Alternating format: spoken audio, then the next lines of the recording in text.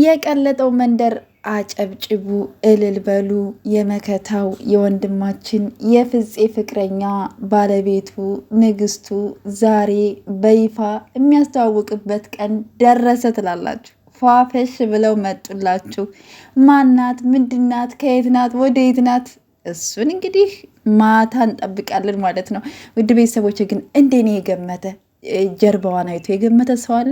አብሳላት ናት የመሰለችኝ እውነት ስነግራችሁ ማለት ነው። የሆነ ነገር ገመትኩኝ ማለት ነው። እናንተስ ግምታችሁ ማን ትሆናለች?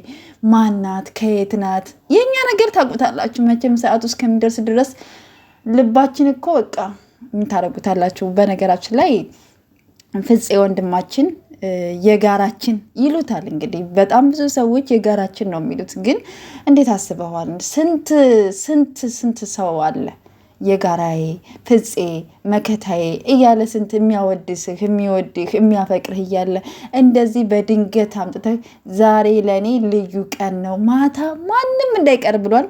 ፍፄ ዩቱብ ላይ ገብታችሁ ታገኙታላችሁ ማለት ነው። ገብታችሁ ላይክ ሼር አድርጉ፣ ቤተሰብ ሰብስክራይብ አድርጉ። በጣም ምርጥ ወንድም ነው። አብሶ ደግሞ ለጨሪቃዎች ለሀይሚጌና ለብሩኬ ደግሞ በቃ አንደኛ ከጓደኛ በላይ ወንድም ነውና መከታ ነው፣ መካሪ ነው። በጣም ጥሩ ስብዕና ያለው ልጅ ነው። በነገራችን ላይ አስተሳሰቡ፣ አነጋገሩ፣ አንደበተ ርቱ በጣም መልካም ልጅ ነው። እውነቱን ስነግራችሁ ማለት ነው። እኔ እኮ ብዙ ጊዜ ጥያቄ ይሆንብኛል። ፍፄ እንደ ሌሎቹ እንዴት ነው ከሌላ ሴት ጋር የማይሰራው? ከሌላ ሴቶች ጓደኞች ጋር ምናምን ነበረ ታውቃላችሁ አይደል? ልክ እንደ ሌሎኞቹ ዩቱበሮች ማለት ነው። እሱ እናቴ ለካ ያስቀመጠውን አስቀምጦ ዝም ብሎ ማለት ነው። ዝም ብሎ እንግዲህ ዛሬ እንተዋወቃታለን ማለት ነው። እንግዲህ ፍፄ መከታችን ማለት ነው።